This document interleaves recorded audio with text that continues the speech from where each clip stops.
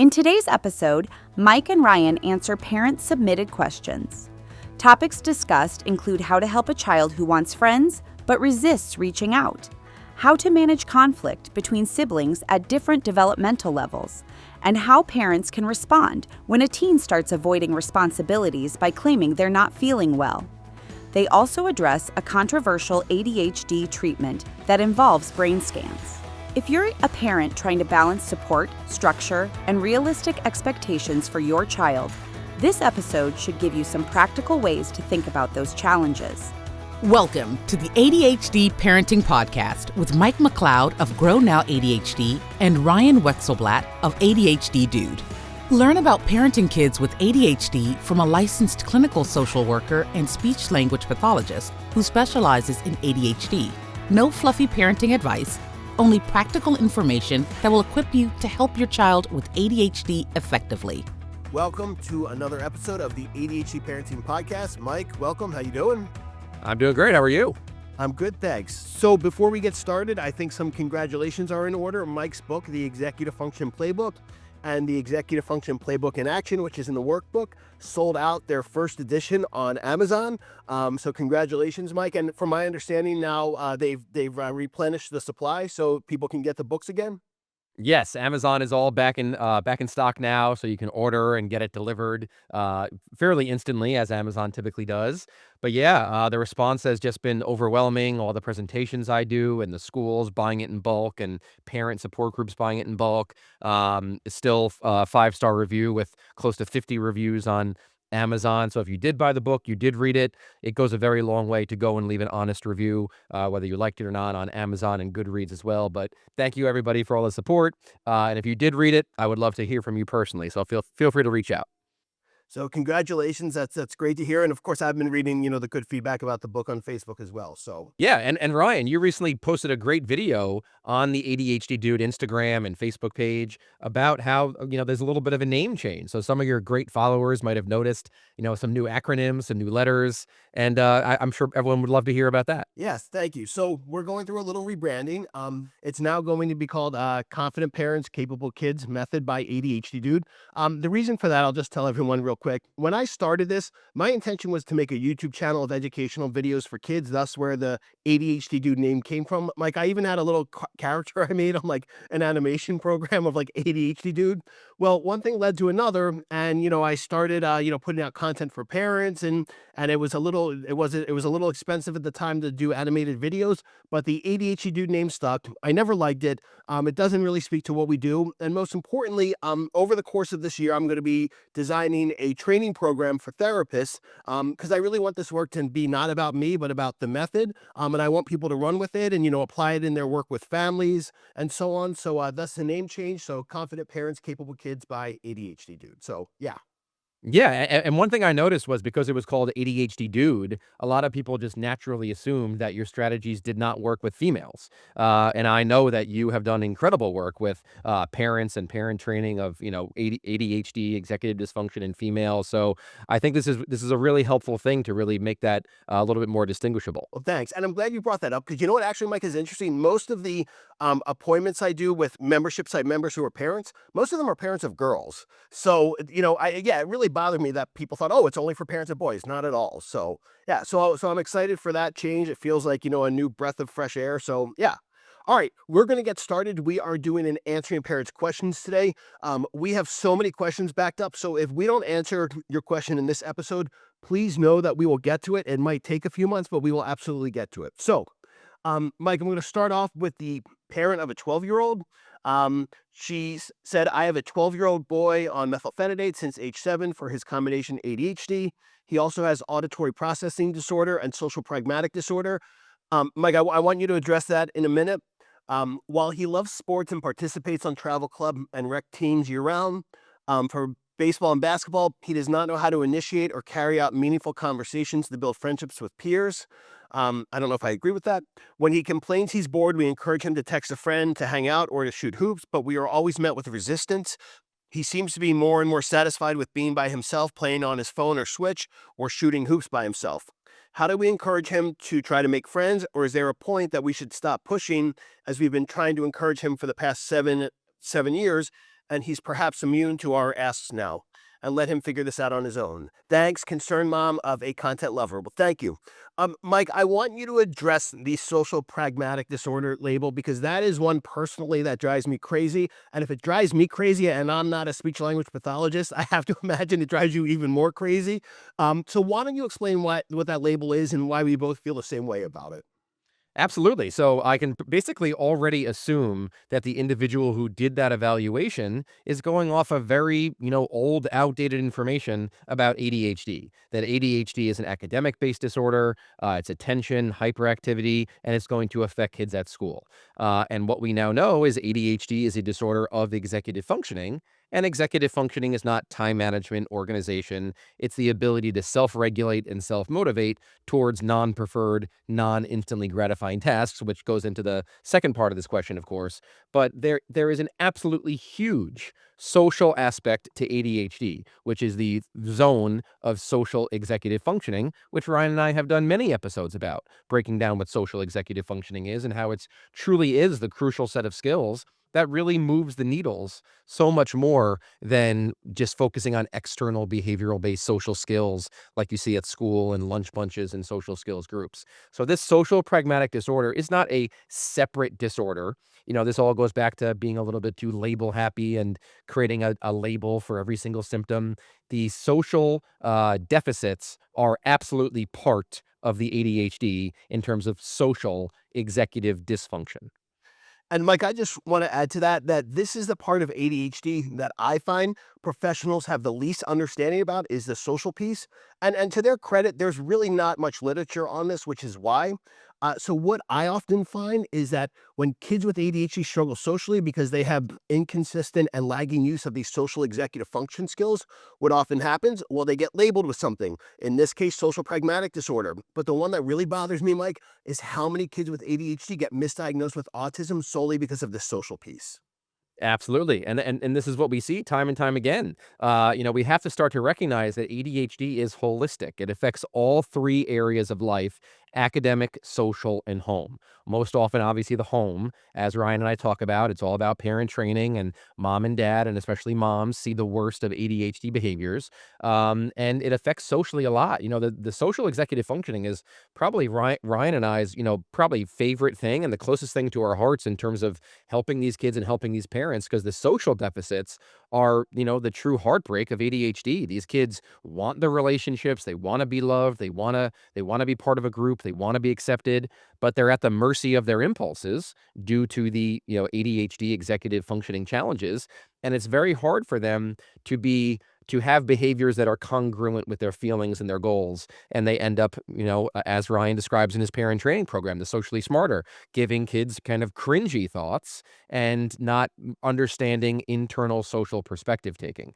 So it's not social pragmatic disorder or in that Venn diagram of autism. This all falls under the umbrella of ADHD. And we need clinicians and individuals who are doing these evaluations to understand that and start to recognize what ADHD truly is, because we're causing parents to add too many labels to their child. And when parents get one label for every single symptom, they start seeking out treatments for every single label, for every single symptom. And now this kid is probably getting ADHD stuff plus social stuff. And it's probably getting social skills when really it's social executive functioning. All right, so Mike, to answer this question, we might go about this a different way. So I'm going to go with my thing, what I'm hearing here first, and then I want to hear yours. Let's first look at where he's at developmentally. So he's 12, meaning he's likely in 6th grade, possibly 7th grade. Developmentally, early adolescence is when kids become really self-conscious. They become really inward focused in the sense that they think everybody is thinking about them all the time. Everybody is talking about them all the time. So what you described was, in terms of this, that he doesn't know how to initiate or carry out meaningful conversations. When I said, I don't know if I agree with that, what this might be is what we call social anxiety. So social anxiety at its core is a fear of judgment of others. So for example, if you feel that, you might think, okay, well, if I reach out, to my friend to come over, my school friend to come over to play basketball, they might think I'm weird for reaching out to them, or they might say no, and then I'll feel stupid when I go to school on Monday. That is all socially anxious thoughts. Okay. And there's names for them and we can label them. But this is something that's really common in kids with ADHD. And we know that approximately 30% of people with ADHD also meet the criteria for some type of anxiety disorder. But social anxiety is the one that I find goes extremely under the radar, and particularly for boys, because boys don't know how to articulate social anxiety for the most part. And more importantly, they have no context for understanding it because nobody has ever explained it to them. So I can't tell you how many boys over the years, middle school boys, I've worked with social anxiety, and I explained this to them, and they really thought they were the only one in the world who had this because nobody has ever explained it to them. So I hear this parent saying this has gone on for the past 7 years. He might have, the kind of low grade we'll call social anxiety, where he is fearful of reaching out because he thinks he's going to be judged, or the fear of rejection, from other kids. So yeah, I don't fully believe that this is a matter of not knowing how to initiate. Now it can be, and we can certainly teach that. That is one of the things I teach in my guys group program. But I think we have to look at the social anxiety part here as well. And the way we help kids with that is a few things. One, we help them to understand what's called their thought distortion. So thoughts that are not based in facts, such as, if I call somebody and I ask him to hang out, then, he'll think I'm weird. We have to teach them that that's called mind reading. You have no evidence to back that up, and what's the worst thing that could happen? They might say no. So that's the one thing. We also have to teach them that they are not their anxious thoughts, and your thoughts don't control you. And then the most important part is we need to have what's called gradual exposure, where we take these, graduated risks. So for instance, first you might have to, invite somebody over, in school, or, invite somebody over, through text, not through the phone. I'm just kind of, just giving a rough, kind of idea here. I'm not saying it in a systematic way, but the idea is that when you have gradual exposure to things that make you anxious, and you learn that you can persevere through the anxiety and it's not going to kill you, that's how you learn to get through social anxiety. And the good thing is social anxiety, if I'm right about this, is one of the most treatable conditions there are. Now, I just want to be clear, Mike, on one last thing. People, Mike, as we know, they love to run to therapists for their kids. Okay. Going to a therapist, sitting and talking about feelings, or sitting and talking about anxiety, is not something that's going to help with this. All right. What you want to do is you can, read the, book for parents from Dr. Ellie Leibowitz, a creator of Space. If you can find, a clinician that will, solely focus on with exposures, or I'm sorry, not solely, but focus on doing the exposure part of cognitive behavior therapy, that can help. But sitting in a therapist's office doing worksheets, CBT worksheets, is not going to be effective. And that's not my opinion. That's supported by research. What the research data shows is that cognitive behavior therapy shows efficacy for older teens and adults with ADHD. And the caveat with that is that they have to be motivated to participate. We don't have good evidence showing that cognitive behavior therapy works for 12-year-olds with ADHD. So that's my take. Yeah, so Ryan did a great job describing the internal skill deficits and sort of what's happening internally. But when it comes to ADHD and kids who are dependent on their parents living at home, there's always the internal and the external. Parents tend to respond better to some of that internal skill deficit stuff, and the external kind of falls on the parent's shoulders. So this is the part they don't. They tend to not want to hear. So what parents need to understand overall. So first of all, discussing the mindset of ADHD frustrated, burnt out parents. What you continually hear is ADHD parents say, why won't my child just do the task? Why won't he do his homework? Why won't he do what's expected of him in the morning routine? And in this case, why won't he just go out with friends? Why won't he just go do these different things? We have to remember the ADHD brain is the path of least resistance brain.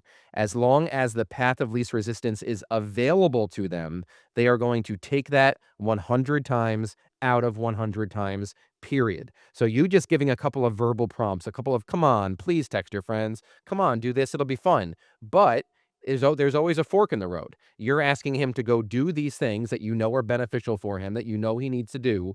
But if the other option is scroll on my phone, play games on my phone, play with my Switch, they're going to choose that every single time. And every verbal prompt and every suggestion, every heart to heart is going to go in one ear, out the other, because it's so much easier, especially if they have this social anxiety Ryan's talking about. It's so much easier to be in your bed, be in your room, scrolling on your phone, playing your Nintendo Switch, than to go out and have to share an experience, social perspective taking, and follow someone else's lead and have a 50-50 social experience. So the ADHD brain is the time blind, instant gratification brain. What is most dopamine producing now?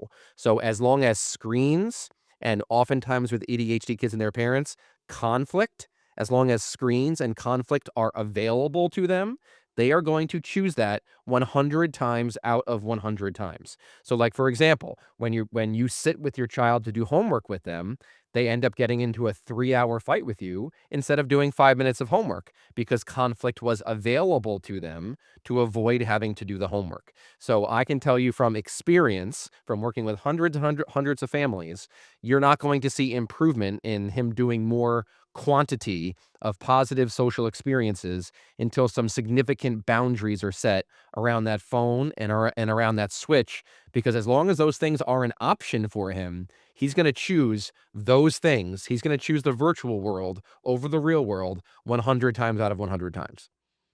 I'm glad you brought up the thing about the comfort zone, Mike. I think that was really important, for people to hear as well, because yeah, that's very accurate. All right, moving on. Mike, this next question is also from a parent of two. And she says, first, thank you so much for your content. Even as an educator of 21 years, I still learn something every time I listen to your podcast. I recently signed up for the membership site and have started to devour the videos. Thank you. I guess you can say I'm anxious to get a better grasp on things at home. I'm almost certain my 7-year-old has hyperactive ADHD. My oldest 11 is diagnosed with it, and my middle 10 has inattentive ADHD. My youngest always wants to play with his brothers, that's a 7-year-old, and the other 5th and 6th graders in the neighborhood, but it always ends up in fighting and tears from all sides. The younger one wants to play and tries to keep up, but he can't handle it emotionally or physically. He cannot follow the rules the older kids set, and the older kids are not flexible enough to modify rules for him.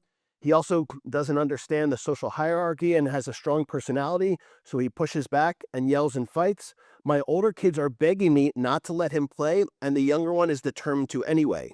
When I keep him home, he's miserable and becomes defiant and grouchy.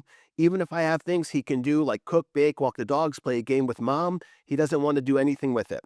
The resentment builds and comes out during bedtimes, with one trying to get revenge on the other. Their similar type of ADHD is like a ticking time bomb, even during the calm times.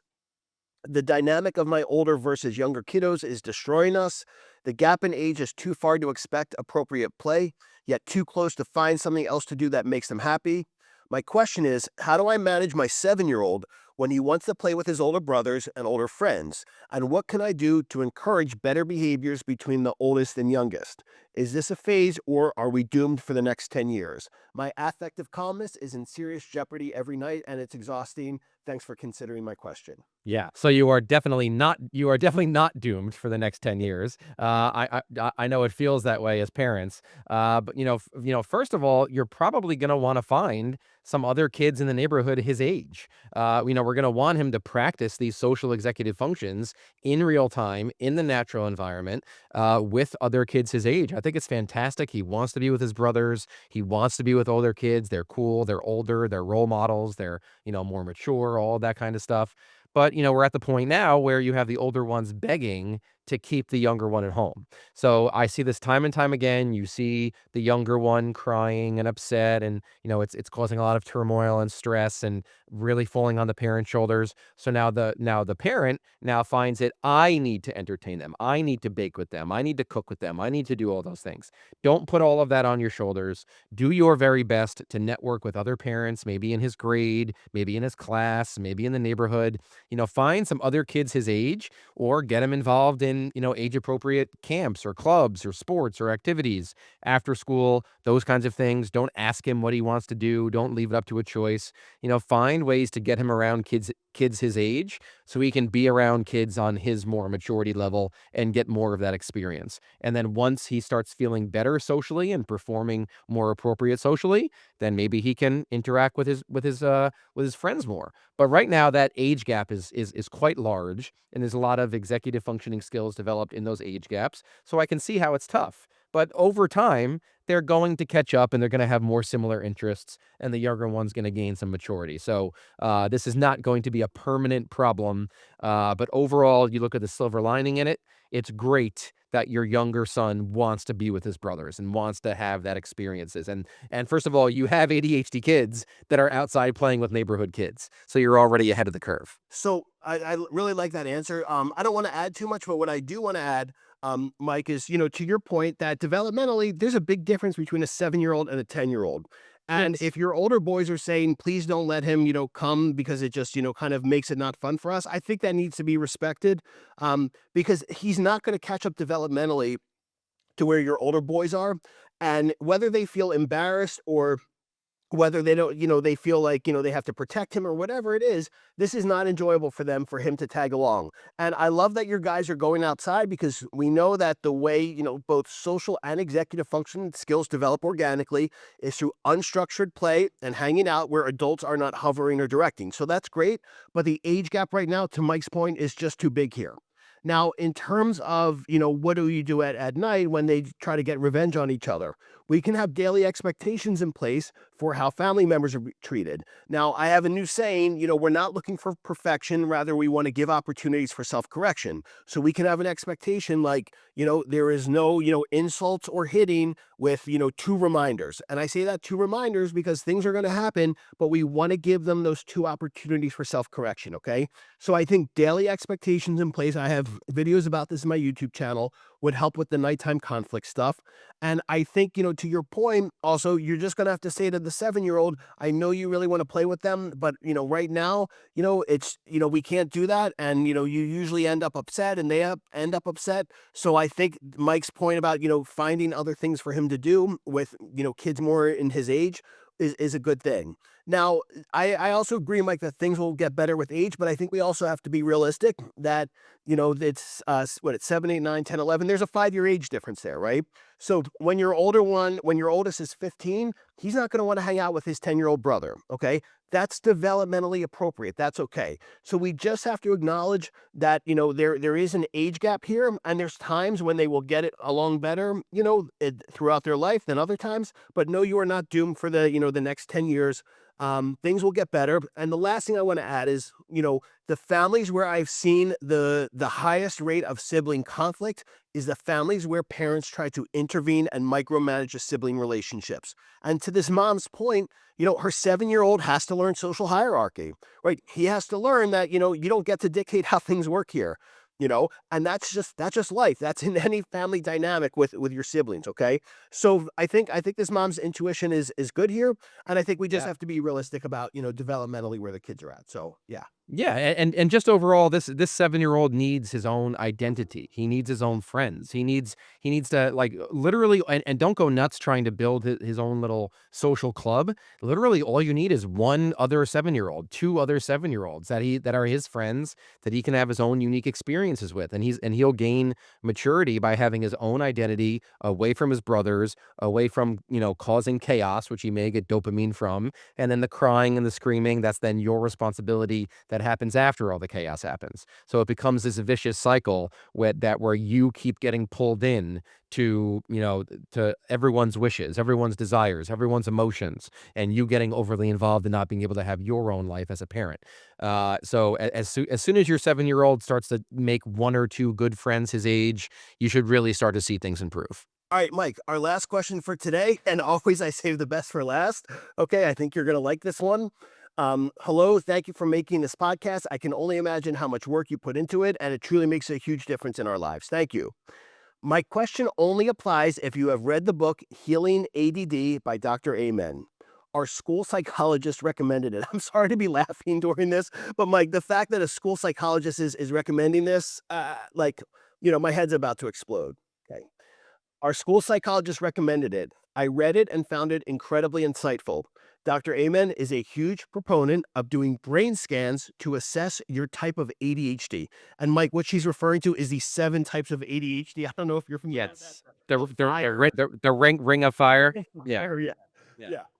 The information he provides is very compelling, but when I dug into it, I learned that this practice is not supported by the American Psychological Association. Do you have a perspective on these brain scans? She's referring to SPECT scans. Aside from the brain scans, do you find the book helpful? Thank you for your time. So, Mike, I'm going to say I have not read the book, and I don't feel the need to read the book to answer this, accurately. I'm going to start off with this. I have been active in the ADHD community for a while. I speak at the International Conference on ADHD every year. I go to the Medical ADHD Conference every year, and I can tell you the individual mentioned here and his approaches are nowhere to be found in these ADHD communities that are, based in research and evidence. Okay. So I think you should, consider that if this person is nowhere to be found in the ADHD communities that are most active, that says something. Now, could it just be, well, they just don't want to? Yes, but the fact is, none of this work is supported by evidence whatsoever. Okay, it is emotionally compelling. It's easy for people to understand, particularly the 7 types of ADHD that you can, only find out about from doing a very expensive brain scan. So to answer this question, no, this is not something I take seriously. It's not a book I would ever recommend to anyone, and I would never tell any parent to waste money on these brain scans because right now we have no evidence to support that they're helpful. And last thing, Mike, I want to mention, I don't know if you've seen this. Dr. Barkley has a video on YouTube where he dispels all the pseudoscientific myths that this individual and his book put out. So that's my take on it. Yes, that's exactly what I was going to say. Dr. Russell Barkley has an unbelievable YouTube library that is so incredibly, it might be the best, source of evidence-based information for ADHD parents out there. It's so incredibly valuable. Him breaking down the pseudoscience and video by video, it's the best. So please, before you go and read these different books, check out Dr. Russell Barkley. He is the worldwide leader for a reason. Number 2, as we talk about all the time, I do a lot of professional development, teacher training, parent training, and every single time it always happens where someone raises their hand and asks me, Mike, what is your opinion on medication? Just like this question says, what's your guys' opinion on brain scans? We've gotten too caught up in asking people for their opinions of things instead of seeking actual scientific fact. And this is the social media effect of influencers, where basically you can have a guy who lives on a farm his entire life make an Instagram account and start making videos about what are the best cities in the world, basically. It gives people the opportunity to give their opinions on things when they're not experts on it just because they make fancy videos. So we live in an era where we're constantly seeking opinions. How about scientific fact? So people ask me, Mike, what's your opinion on medication? And I'll say to them, I'm not going to give you my opinion. I'm going to give you evidence-based, peer-reviewed research on the safety and efficacy of ADHD medication. And here we are being asked our opinion on brain scans. We're going to tell you that these are not evidence-based, peer-reviewed research proven to be able to diagnose ADHD. The science is just not there yet. And not only that, Mike, let's mention, there are no 7 types of ADHD with these cutesy names like Ring of Fire or whatever they are. Okay.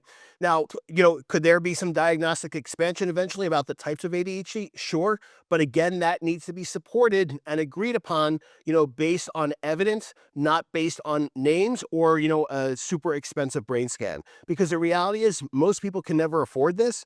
And there's no research to back it up. And again, it's very compelling to people because this individual is very savvy when it comes to media. And look, Mike, as we know, all you need to do is be savvy on social media and you can get a following and people will believe whatever you say. Exactly. And what is even the difference between the 7 types of ADHD? It's still going to be your child is going to need varied experiences, interpersonal relationships. They're going to need you to raise the bar and have high expectations. It's going to be, we know what's healthy and what's positive and what allows these kids to grow. So it's not like, oh, they have the 6th type of ADHD, you're going to have to do this as compared to the 3rd type. It's the same kind of thing in terms of making sure they're out of their comfort zone, you have high expectations for them, and you, the parent, are not wearing 10 different hats and overwhelming and burning yourself out. Mike, our last question today is from the mom of a 15-year-old, and she says, my daughter is 15 and taking guanfacine for her ADHD and fluoxetine, which is Prozac, for her anxiety. She tends to want to quit when things get hard. We don't let her, so now she is using the excuse of not feeling well to get out of things. This happens most often when it comes to her after-school sports activities or times when we need her to do things around the house like chores. More than lying, I think she is really convinced that she is not well, but it's more mental than a physical ailment. I say this because of the timing. It doesn't happen when she has a preferred activity. When I call her out on it, she claims that I never believe her and I don't care about her health. It's frustrating because I don't know how to get her to recognize that this is a pattern of behavior for her. Also, how do I help her break this pattern? Thank you. Yeah, so the fact that it's not happening during preferred activities means that your hunch is right, that this is an avoidance technique. My first instinct, number one, you really need to make sure this is not someone who's on social media. This sounds like sort of a learned behavior you learn on sort of like Discord, Snapchat, those kind of things, where individuals tend to self-diagnose and learn some avoidance behaviors and manipulation techniques and things like that. So obviously, we all know the dangers of social media. Make sure this young female, who's a bigger victim of social media than teenage females. So let's definitely make sure, that's not an issue. But what you're gonna want to do here is you're gonna want to make sure you alter the environment to keep it where these avoidance techniques are not working. Like I said earlier, the ADHD brain is the path of least resistance brain, and it simply does what works. This is why Ryan and I have to say time and time again, when ADHD kids and teens emotionally manipulate, it's not a character flaw, it's not malicious. Their brain just does what works. So they learned a successful avoidance technique and they're doing it. They're not doing it to hurt your feelings or be a bad person. They're doing it because it's working and it's giving them more attention and allowing them to avoid. So you're going to want to make sure when she says she's not feeling well and she lays in bed or lays on the couch, what is she doing? Is she just staring at the wall, or is she scrolling on her phone, or is she, doing other things to entertain herself and avoid? You're going to want to alter that environment to make sure that when she does avoid, she's not able to also get dopamine out of it. And if she says, I don't feel well, I don't want to go to my after school activity, don't pick her up. Let her go to practice and sit and watch. If she doesn't feel well enough to participate, she still has to go and follow through on that responsibility. So don't pick her up earlier and let her avoid after school activities. Let the coach and her classmates deal with it. And chances are, once that bar is raised and the accountability is there, she still has to go to practice and watch. She's probably going to watch her peers and then want to participate. And you'll see this behavior slowly dissipate over time. Mike, I thought that was a great answer. I just want to address the last part when this mom says, when I call her out, she claims that I never believe her and I don't care about her health. It's frustrating because I don't know how to get her to recognize that this is a pattern of behavior for her. Okay, number one, you don't need to get her to recognize anything, right? This isn't an insight issue. This is an issue of she wants to avoid non-preferred tasks. Okay, as you said, and again, this mom had good insight. The thing about that, you don't care. You don't care about her, and you don't care about her health. That is what we call emotional blackmail. It is a very common trait that kids with ADHD use, and it is highly effective, particularly on mothers. Doesn't mean they have a character flaw, doesn't mean that they're malicious. It means they're trying to get what they want when they want it, and they are highly resourceful, so they tend to resort to emotional blackmail because it's highly effective. That's why. Okay. So those kind of comments, my saying for that is ignore the noise. You don't need to respond to those comments. Absolutely do not give her reassurance and start saying, no, but I do care about your health, because that teaches her that works on you. Okay. And then the other thing is, with this, again, that you don't have to get her to recognize anything. It's just, this is what's happening. You're going to whatever sport after school. Okay. And if she keeps like digging her heels in and says, I'm not going, say, okay, well, if you're really that sick, well, then you're too sick to be, sitting on your phone on TikTok if you come home. And she might say, okay, but again, we don't want her avoiding things, because the more she learns that she can avoid things that are temporarily uncomfortable, the more avoidance grows.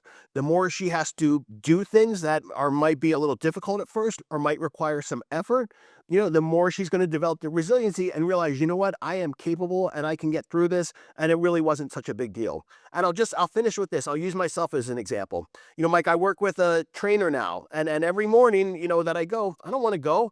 And I'm annoyed, and I get there and I feel irritated. And then when I'm done, I'm like, oh, I'm glad I went, right? Because I see that it's helping. So same premise there. So.